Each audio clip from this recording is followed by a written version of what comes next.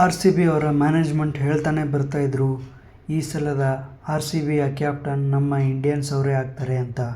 ಹೌದು, ನಾವು ಅಂದ್ಕೊಂಡಿದ್ವಿ ವಿರಾಟ್ ಕೊಹ್ಲಿ ಅಥವಾ ಕೃಣಾಲ್ ಪಾಂಡ್ಯಾಗೆ ಆರ್ ಸಿ ಬಿಯ ಕ್ಯಾಪ್ಟನ್ ಆಗುವ ಚಾನ್ಸ್ ಇತ್ತು ಅಂತ.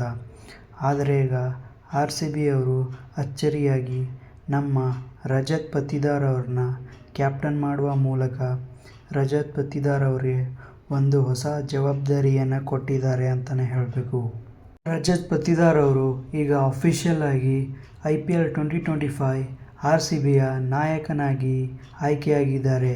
ಹೌದು, ಆರ್ ಸಿ ಬಿಯಲ್ಲಿ ಆಡಿದಾಗಿನಿಂದಲೂ ರಜತ್ ಪತಿದಾರ್ ಅವರು ಸಖತ್ತಾಗಿ ಬ್ಯಾಟಿಂಗ್ನಲ್ಲಿ ಪರ್ಫಾರ್ಮೆನ್ಸ್ ಕೊಟ್ಟಿದ್ದರು. ಹೌದು, ಕಷ್ಟದ ಸಮಯದಲ್ಲೂ ಕೂಡ ಆರ್ ಸಿ ಬಿಗೆ ನೆರವಾಗಿ ನಿಂತಿದ್ದರು. ಎಲ್ಲರೂ ಅಂದುಕೊಂಡಿರುವ ಹಾಗೆ ರಜತ್ ಪತಿದಾರ್ ಈಗ ಕ್ಯಾಪ್ಟನ್ ಆಗಿದ್ದಾರೆ. ಆದರೆ ಕೃಣಾಲ್ ಪಾಂಡ್ಯ ಅವರಿಗೆ ಕ್ಯಾಪ್ಟನ್ಸಿ ಸಿಕ್ಕಿದ್ರೆ ಅವರು ಆಲ್ರೌಂಡರ್ ಆಗಿರೋದ್ರಿಂದ ಸ್ವಲ್ಪ ಬೌಲಿಂಗ್ನಲ್ಲೂ ನಿಭಾಯಿಸ್ತಾ ಇದ್ರು ಅಂತ ಹೇಳ್ಬೋದು.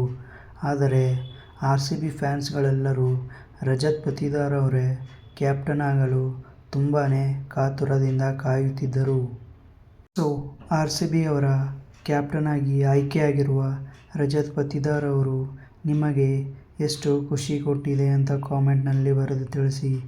ನಿಮ್ಮ ಆಯ್ಕೆ ಯಾರು ಇತ್ತು ಎಂದು ಕ್ಯಾಪ್ಟನ್ಸಿಗೆ ಕಾಮೆಂಟ್ನಲ್ಲಿ ಬರೆದು ತಿಳಿಸಿ. ಸಿಗೋಣ. Bye bye. Take care.